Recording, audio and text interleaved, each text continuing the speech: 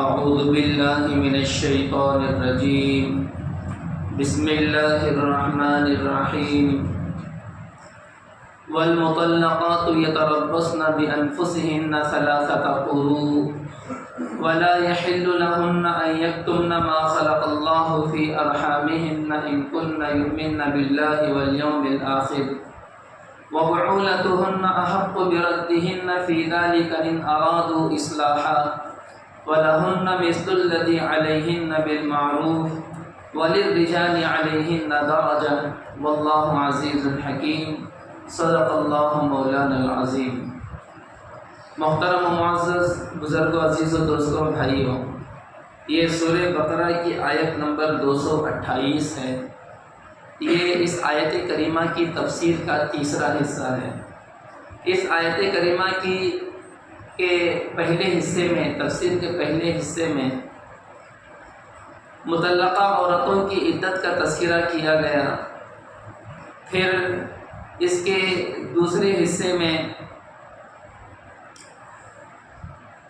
اللہ رب العزت نے جو احکامات نازل فرمائے کہ رجوع کرنے کے تعلق سے اس کے احکامات بتائے گئے۔ اور میرے بزرگ دوستوں، اس آیت کریمہ میں اللہ رب العزت نے عورتوں کے حقوق کا تذکرہ کرتے ہوئے فرمایا وَلَهُنَّ مِثْلُ الَّذِي عَلَيْهِنَّ بِالْمَعْرُوفِ۔ اس آیت کریمہ کا ایک حصہ ہے، اور اس حصے میں اللہ رب العزت نے عورتوں کے حقوق کو، ان کے مقام کو، ان کے مرتبے کو واضح فرمایا۔ دیکھو، زمانہ جاہلیت میں عورتوں کے ساتھ بہت زیادہ ظلم و زیادتی ہوا کرتی تھی۔ بے پناہ ان کے ساتھ مظالم ڈھایا جاتا تھا۔ اب آپ ہی اندازہ لگائیں، عورت کو زندہ جو اگر کسی گھر میں لڑکی پیدا ہو گئی، بچی پیدا ہو گئی، تو اس معصوم بچی کو زندہ دفن کر دینا، کس حد تک عورتوں کے تعلق سے جاہلانہ برتاؤ زمانے جاہلیت کے لوگوں میں تھا۔ یہاں تک کہ دوسرے مذاہب میں آج بھی عورتوں کے تعلق سے بڑی بے اعتدالیاں ہیں۔ ہمارے ملک ہی میں عورتوں کے ساتھ جو زیادتیاں ہوتی تھی کسی زمانے میں، اگر کسی کے شوہر کا انتقال ہو جائے تو پھر وہ عورت زمانے میں اچھوت مانی جاتی تھی۔ ایسے بھی مذاہب میں واقعات گزرے کہ عورت کو بھی، مرد کے ساتھ عورت کو بھی زندہ جلا دیا گیا۔ تو بہرحال عورتوں کے ساتھ بڑی بے اعتدالیاں تھیں۔ اسلام جب آیا، شریعت جب آئی، تو اسلام نے، شریعت نے عورتوں کے حقوق بتائے، عورتوں کا مقام بتایا، عورتوں کا مرتبہ بتایا۔ اس آیت کریمہ میں اللہ رب العزت نے فرمایا وَلَهُنَّ مِثْلُ الَّذِي عَلَيْهِنَّ بِالْمَعْرُوفِ، اور عورتوں کے لیے اس جیسا حق ہے جیسا کہ مردوں کے لیے حق ہے۔ جو حقوق مردوں کے ہوں گے وہی حقوق عورتوں کے ہوں گے۔ اسلام نے، شریعت نے عورتوں کے مقام کو اونچا کیا، بڑھایا۔ اللہ کے نبی حضرت جناب محمد الرسول اللہ صلی اللہ علیہ وسلم نے عورتوں کی فضیلت اور عورتوں کے مقام اور مرتبے کو بتانے کے لیے ان کے حقوق سمجھائے۔ عورت کبھی ماں بنتی ہے، ماں کے حقوق بتائے۔ عورت کبھی بیوی بنتی ہے، بیوی کے حقوق بتائے۔ عورت بہن بنتی ہے، بہن کے حقوق بتائے۔ اسلام نے حقوق بتائے عورتوں کے۔ جو شوہر اپنی بیوی کو اپنی باندی سب تصور کرتا ہے اور اپنی کام والی تصور کرتا ہے، اپنی خادمہ تصور کرتا ہے، اللہ کے نبی حضرت جناب محمد الرسول اللہ صلی اللہ علیہ وسلم نے فرمایا ان من اکمل المؤمنین ایمانا احسنہم خلقا، تم میں کے کمال درجے کا مومن وہ ہے جو تم میں کے سب سے اچھے اخلاق والا ہو۔ وَخِيَارُكُمْ خِيَارُكُمْ لِأَهْلِهِ، اور تم میں کا افضل آدمی وہ ہے جو اپنی بیوی کے ساتھ اچھا برتاؤ کرتا ہوں، اور میں اپنی بیویوں کے ساتھ اچھا برتاؤ کرتا ہوں۔ میرے بزرگ دوستوں، آج بھی بعض لوگوں کے ذہنوں میں، خیالوں میں ہے، مسلمانوں میں ہے، ہمارے خادمہ رہ جیسا ہوں، ہمارے کام والے رہ جیسا ہوں، ہمیں کیسا بولے ویسا کرنا ہوں۔ میرے بزرگ عزیز و دوستوں، اسلام نے یہ حقوق بتائے کہ اگر بیوی پاس کرے انہیں اخلاق میں ٹھیک ہے تو ٹھیک ہے، انہیں فیل کرے تو فیل ہی نہ کرے۔ ہمارا جو لگام ہے ان کے ہاتھوں میں ہے، انہیں پاس کرنا، جس کو اللہ کے نبی صلی اللہ علیہ وسلم نے فرمایا خیارکم خیارکم لأہلہ، تم میں کا بہتر ہوا ہے جو اپنی بیوی کے ساتھ اچھا برتاؤ اور سلوک کرتا ہو۔ تو یہ حقوق بتائے اسلام نے، عورتوں کا یہ مقام ہے، یہ مرتبہ ہے عورتوں کا، یہ فضیلت ہے عورتوں کی۔ عورت جب ماں کی شکل میں آتی ہے، اللہ کے نبی صلی اللہ علیہ وسلم نے فرمایا الجنت تحت اقدام الامہات، کہ جنت ماؤں کے قدموں کے نیچے ہے۔ اسلام نے وصیت میں، وراثت میں عورتوں کا حصہ بتایا باقاعدہ، للذکر مثل حظ الانثیین، مردوں کے لیے ڈبل ملے گا تو عورتوں کے لیے سنگل ملے گا۔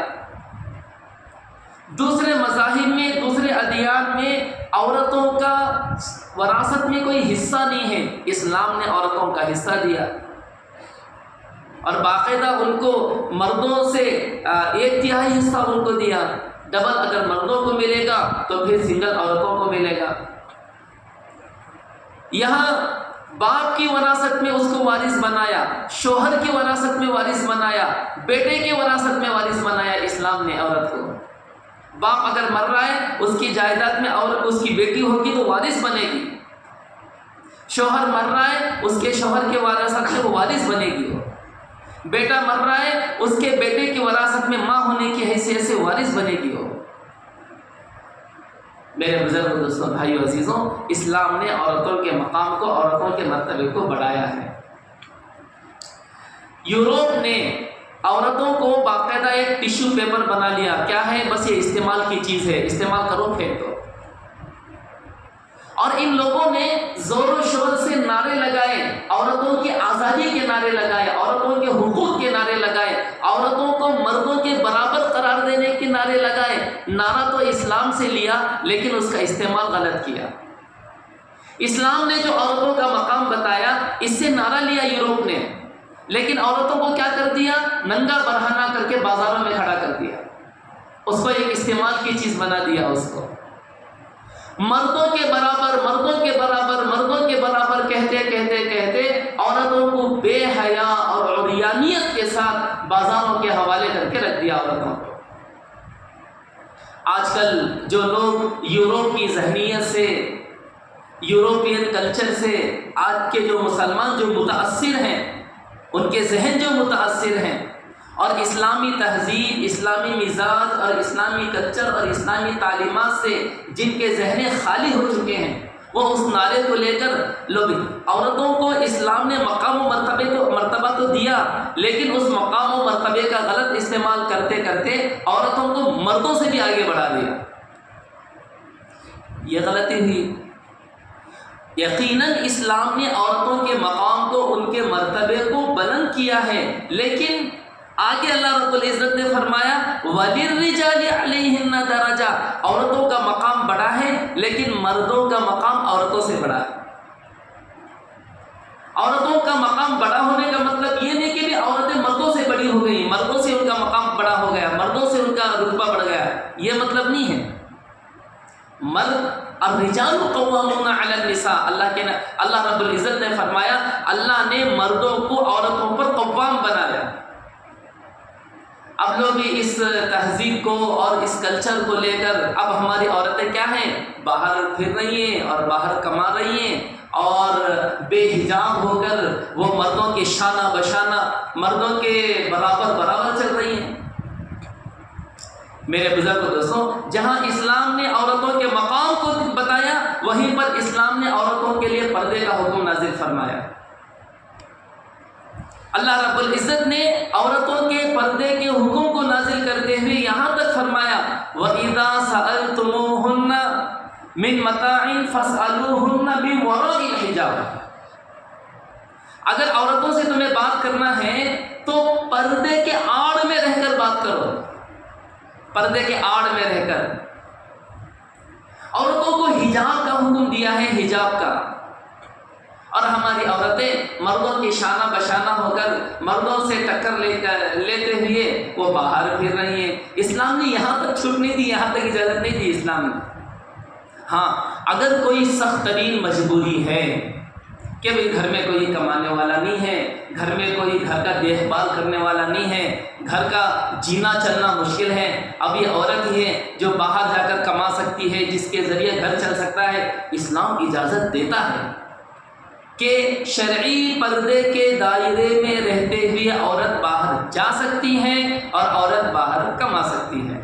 اسلام اجازت دیتا ہے، لیکن کب اجازت دیتا ہے کہ جب کہ سخت ترین مجبوری ہو، کوئی کمانے دھمانے والا نہ ہو، گھر میں کوئی مرد نہ ہو۔ ورنہ میرے بزرگ دوستوں، بھائیو، عزیزوں، اسلام نے جو ہمیں تعلیمات دی ہیں، باہر کی ذمہ داریاں اسلام نے مردوں کے کاندھے پر ڈالی، گھر کی چار دیواری کی ذمہ داری اسلام نے عورتوں کے کاندھے پر ڈالی کہ وہ گھر کی چار دیواری میں رہ کر گھر کے نظام کو سنبھالیں گی اور مرد باہر جا کے وہ گھر کی ذمہ داریوں کو سنبھالے گا۔ یہ اسلام کی تعلیمات ہے۔ یہ اب عورتیں مردوں کے برابر ہیں، مردوں کے برابر ہیں، مردوں کے برابر ہیں کہتے لوگ بھی اب عورتیں مردوں سے بھی آگے چلی گئی۔ اب تو حال یہ ہو گیا، بعض جگہ ہے نا عورتوں کو امام بھی بنایا جا رہا ہے، عورت کو امام بنا کے عورت کے پیچھے نماز پڑھ رہے ہیں۔ میرے بزرگ دوستوں، بھائیو، عزیزوں، عورت کو امام بنا کے عورت کے پیچھے نماز پڑھنا اس جماعت میں مکروہ تحریمی کا مسئلہ ہوگا۔ اگر کوئی جماعت ایسی ہو رہی ہے، اب دیکھو اسلام میں دیکھو، شریعت میں دیکھو، اگر عورت امام بنی ہے اور اس کے پیچھے صرف عورتیں کھڑی ہیں، حضرت عائشہ صدیقہ رضی اللہ عنہا نے فرمایا لا خیر فی جماعت النساء، عورتوں کی جماعت میں کوئی خیر نہیں ہے، کوئی خیر نہیں، کوئی خیر نہیں۔ اگر عورت امام بن کے نماز پڑھا رہی ہے تو پھر وہ جماعت مکروہ تحریمی ہے، حرام کے قریب ہے، کچھ ثواب نہیں ملے گا، الٹا گناہ ہوگا۔ ثواب کا تصور ہی نہیں ہے، ثواب کا تصور ہی نہیں ہے۔ میرے بزرگ و عزیز و دوستوں، اللہ کے نبی حضرت جناب محمد الرسول اللہ صلی اللہ علیہ وسلم کی خدمت میں صحابیات مسجد نبوی صلی اللہ علیہ وسلم میں آ کر نماز پڑھنے کی اجازت مانگتی ہیں۔ اللہ کے نبی صلی اللہ علیہ وسلم ان کو گھر میں نماز پڑھنے کی ترغیب دیتے ہیں۔ مسجد نبوی صلی اللہ علیہ وسلم میں آ کر نماز پڑھنا عورتوں کے لیے گھر میں نماز پڑھنا افضل ہے مسجد میں نماز پڑھنے سے۔ اللہ کے نبی صلی اللہ علیہ وسلم نے نماز کے لیے بھی گھر کے کونے میں نماز پڑھنے کا حکم دیا، یا عورت باہر دنیا کی غرض سے باہر کما رہی ہے، اس کی اجازت کہاں سے ہوگی؟ تو بہرحال میرے بزرگ دوستوں، بھائیو، عزیزوں، عورتوں کا بڑا مقام ہے، ان کا بڑا مرتبہ ہے، ان کی بڑی فضیلت ہے۔ اللہ کے نبی صلی اللہ علیہ وسلم نے فرمایا استوصوا بالنساء خیرا، عورتوں کے بارے میں مجھ سے تم بھلائی کی وصیت دو، ان کے ساتھ بھلائی کا معاملہ کرو اور ان کے ساتھ اچھائی کا معاملہ کرو۔ تو قرآن مقدس کی اس آیت نے زمانے جاہلیت کے تصور کو ختم کیا اور عورتوں کے مقام کو بڑھایا، اور بڑھایا تو ایک حد تک بڑھایا، مردوں سے بھی آگے نہیں بڑھایا، ٹھیک ہے؟ تو دیکھو اللہ رب العزت فرماتے ہیں وَلَهُنَّ مِثْلُ الَّذِي عَلَيْهِنَّ بِالْمَعْرُوفِ، اور عورتوں کے لیے اس جیسا حق ہے جیسا کہ مردوں کے لیے حق ہے۔ وَلِلرِّجَالِ عَلَيْهِنَّ دَرَجَةٌ، اور مردوں کو ان کے مقابلے میں ایک درجہ بڑا ہے۔ مردوں کا جو درجہ ہے عورتوں کے مقابلے میں ایک حصے بڑھ کر ہے۔ عورتیں مردوں کے شانہ بشانہ نہیں ہیں، جتنا بھی ہو مردوں کا مقام بڑا ہے عورتوں سے۔ واللہ عزیز الحکیم، اور اللہ زبردست ہے اور حکمت والے ہیں۔ میرے بزرگ دوستوں، بھائیو، عزیزوں، اسلام کی جو تعلیمات ہیں قیامت تک آنے والی انسانیت کے لیے ہیں، اس میں 100% انسانیت کی حفاظت ہے اور 100% دنیا اور آخرت کی بھلائی ہے۔ اللہ ہمیں عمل کی توفیق عطا فرمائے۔ سبحان اللہ و بحمدہ، سبحانک اللہم و بحمدک، ونشہد ان لا الہ الا انت، نستغفرک ونتوب الیک۔